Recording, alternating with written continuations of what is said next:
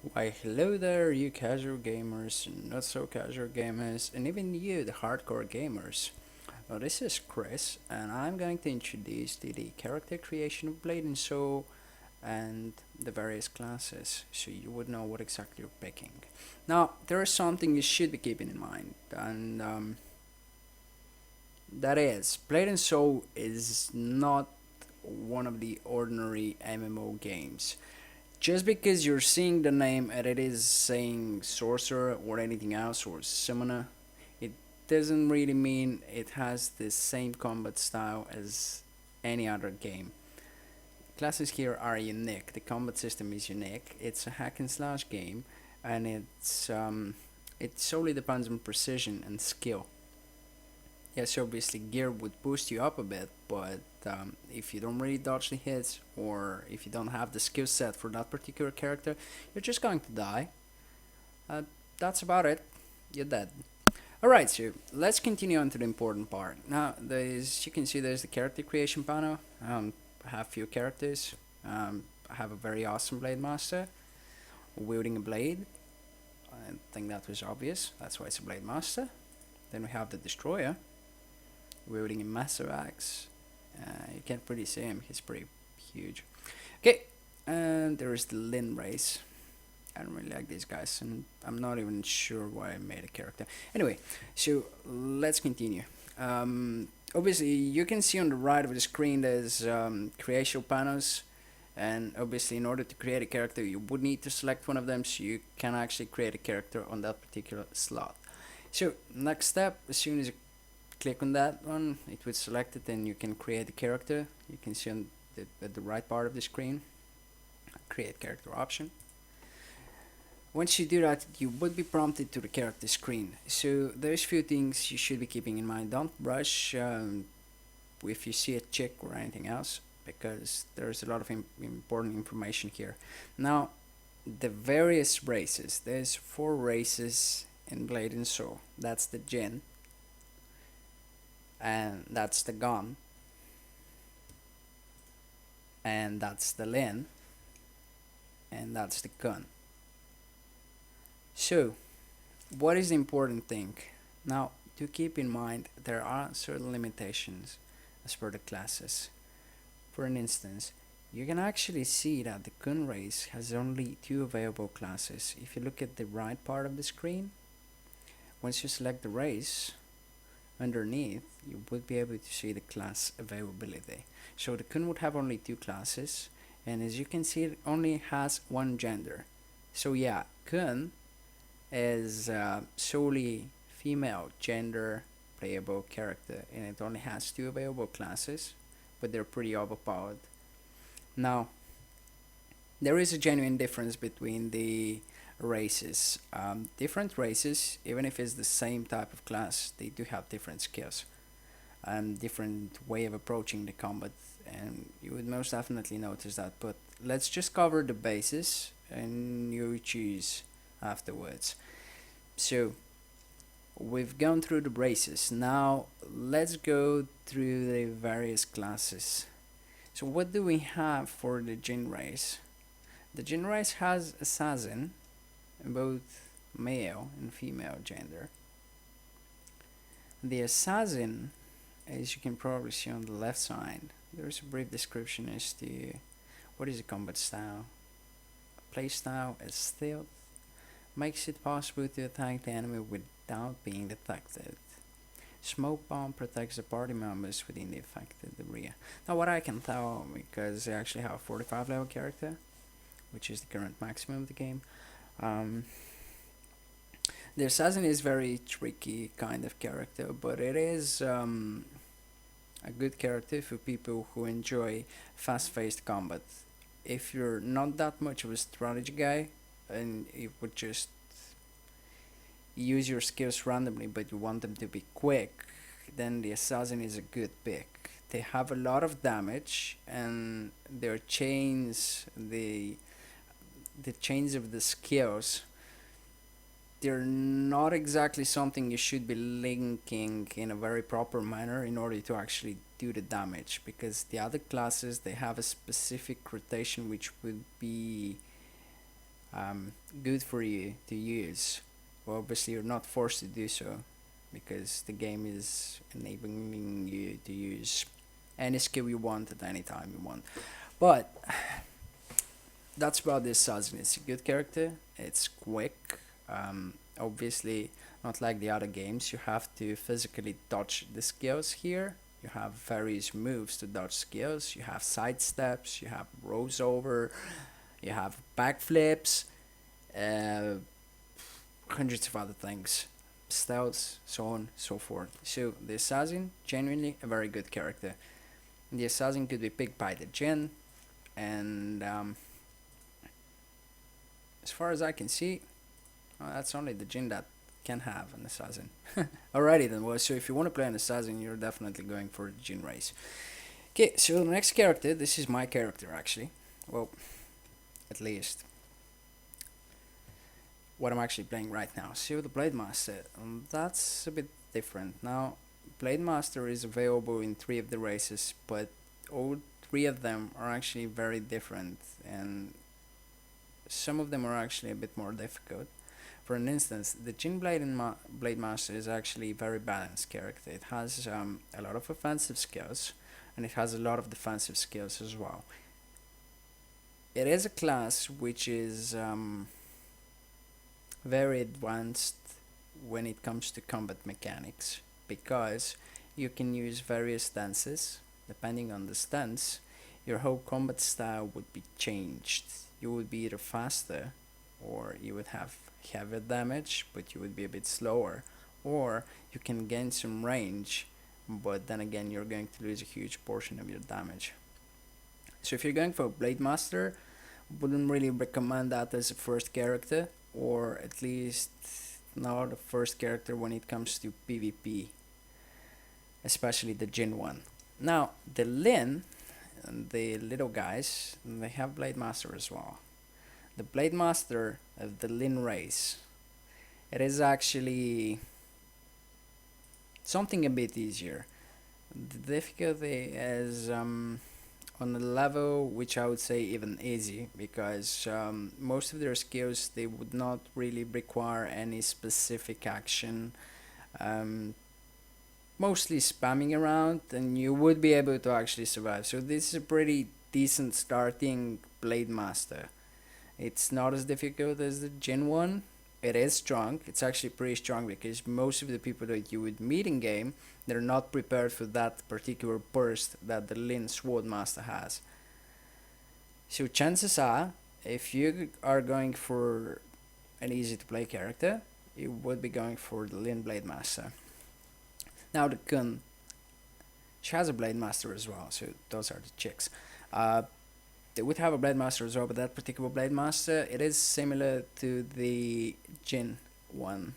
They're actually very similar. There's just a few things which are different. Those are basic hits, but the efficiency of the Kun race, the girls, they're actually very defensive, and in the same time, they do depend on the range.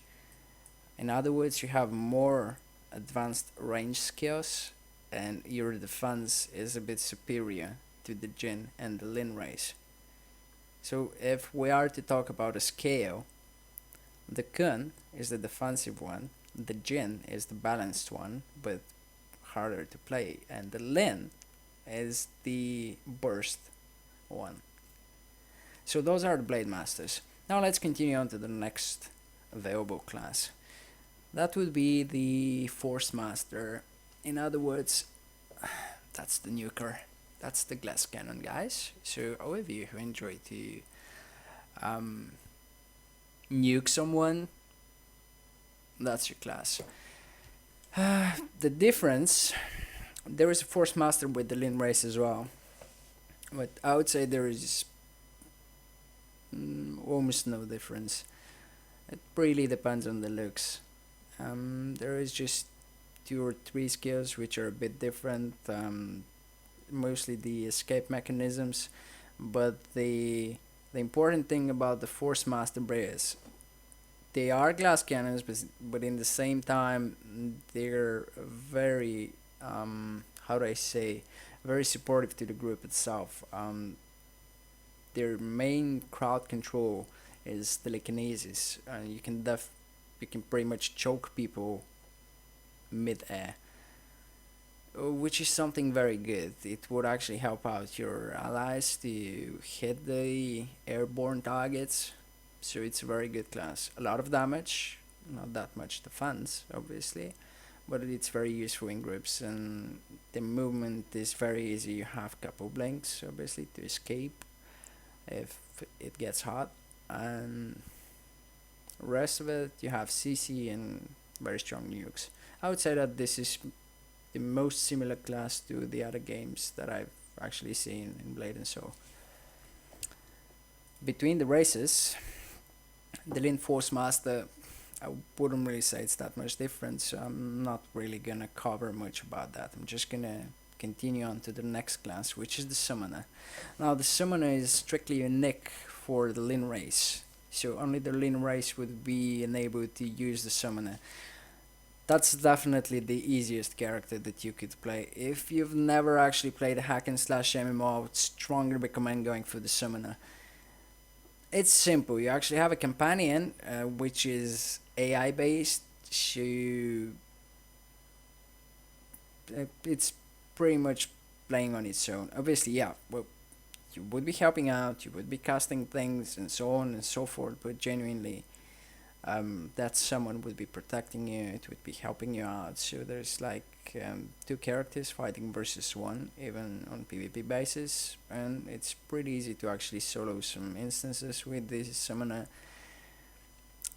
It is it is similar to the summoners in the other games, with the difference that the AoEs that it actually uses, well, they are dots, but most of them are AoE around the very summoner itself. So what you should be doing if you're going for the summoner, you should be a character that likes to kite. So you do want to evade the maximum damage that you could do, and in the same time you want to be in the AoE with the enemies so you can actually damage them. It is a bit tricky, but as soon as you get used to that one, this is a very easy class. The Lin as well has male.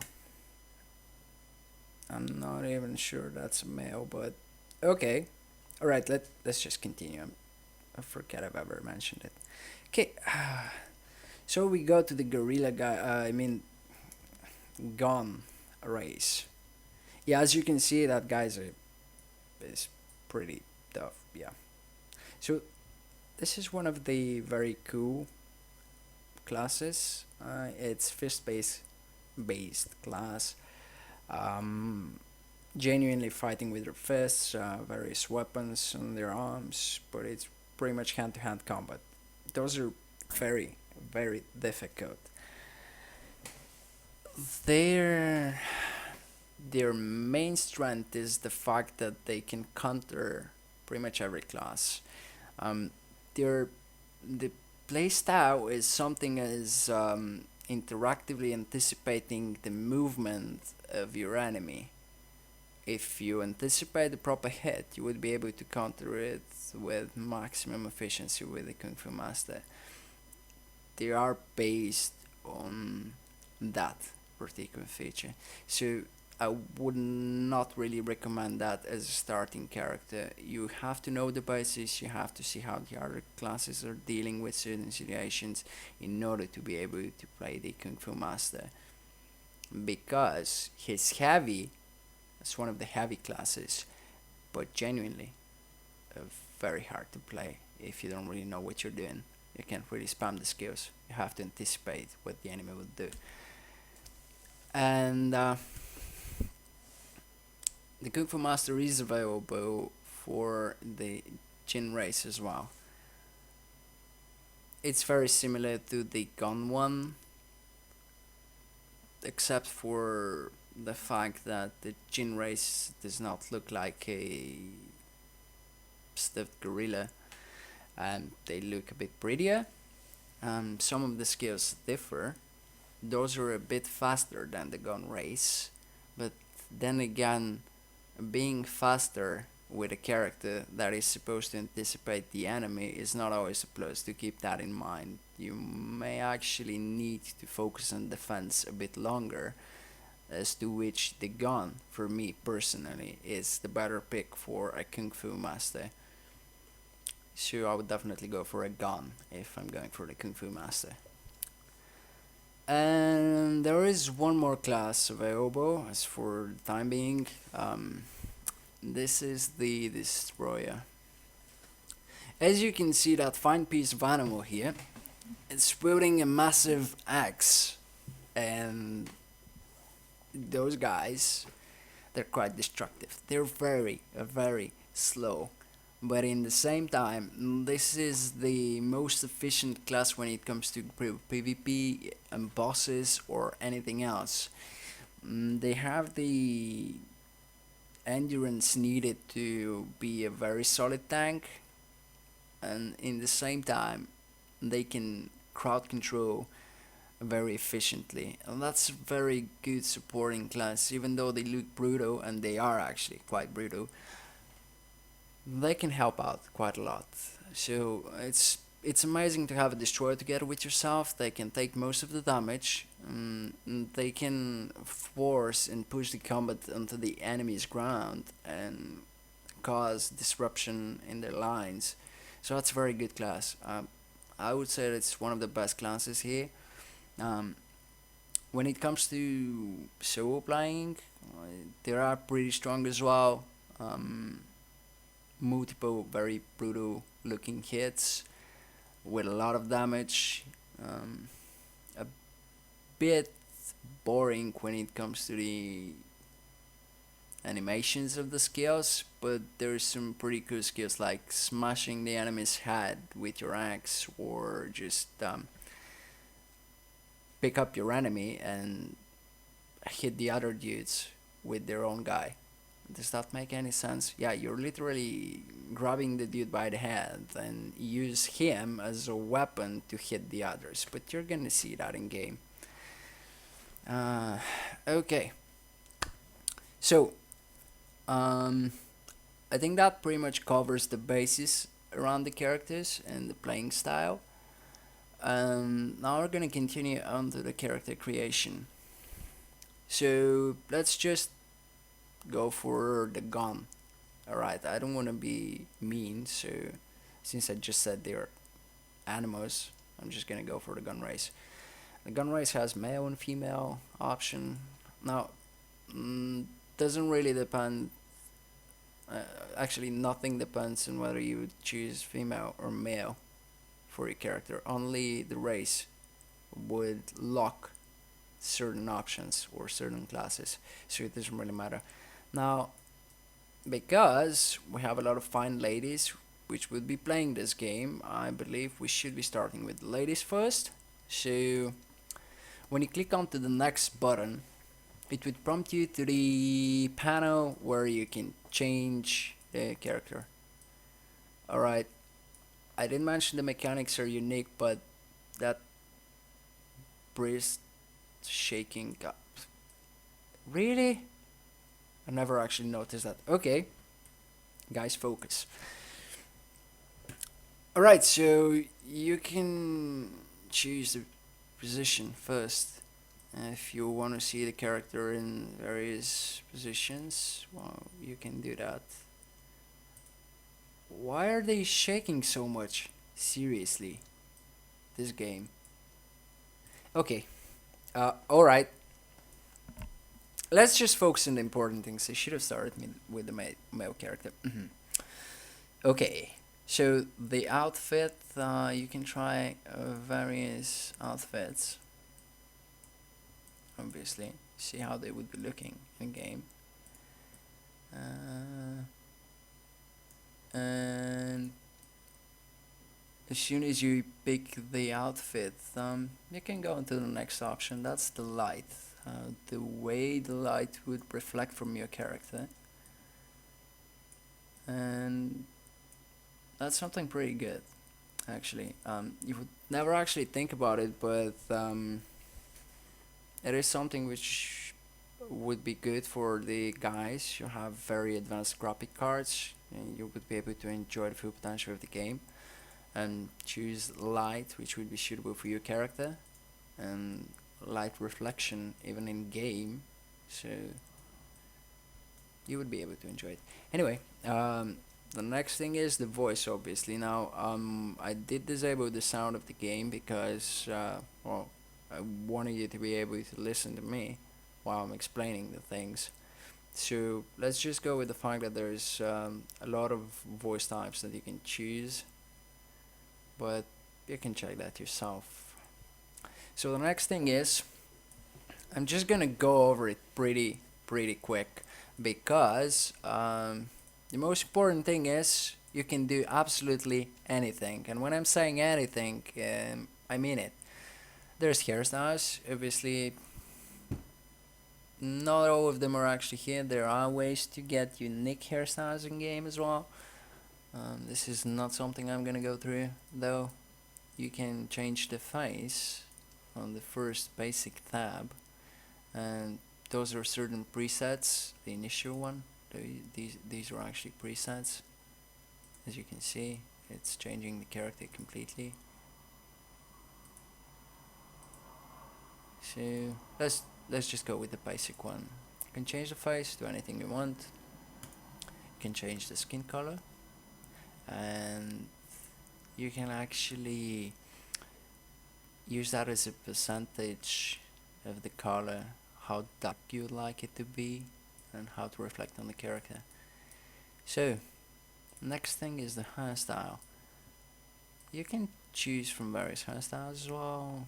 Hair color, this is not something unique, but quite a few options. And you can choose body type. However, I wouldn't really recommend you to go there because obviously you have a bit more advanced options afterwards. So on the top right of the screen, if you go on the face decoration, you can change behavior style, even color, the whiteness of the color, eyebrow styles, eyebrow and beard. Not entirely sure this chick has a beard. Okay, then you have the eyelashes. You can even change the makeup and the color of the makeup, the eyeliner depth, the blush depth. You can change the lips color, the gloss, the depth of the color, pretty much everything. You can choose from various decorations on the face, and those are the face options that you could choose. So after you've gone through those checks, there are face controls. Now that's the complexity of the face that you're seeing here on the top right of the screen. I'm not really gonna tweak around with it, but as you can probably see, there is a slide bar for absolutely everything. The eyebrows, the eyes, the nose, the mouth, the chin, the face, and the age. And yes, you heard me properly, you can even age your character in this game. And this is something amazing. I mean, wouldn't really go there, but if you would like to play something different, you definitely could. And let's go to the next step. You can change absolutely every piece of the body, and as you can see that it's slide bars, so you would be able to see the effect of what you're doing. You see, if you want to make the hands big, that's quite ugly. Okay, and pretty much everything. I don't think I should be going through that. Now there's bokeh option. See, that's pretty much making her thin or a bit bigger. Height, well, pretty much everything. So, just to sum things up, the character creation, it would allow you to do anything with your character. So that's pretty amazing as well. And then the next step, obviously, choosing the server and the name of your character. As soon as you choose the server, it would ask you for the character name, at the middle of the screen, and as soon as you type the name in, you would be able to enjoy the game. So that's the various classes, and this is the character creation. And in the next video, I'm going to introduce you to the combat mechanics. So have a look at it. See ya.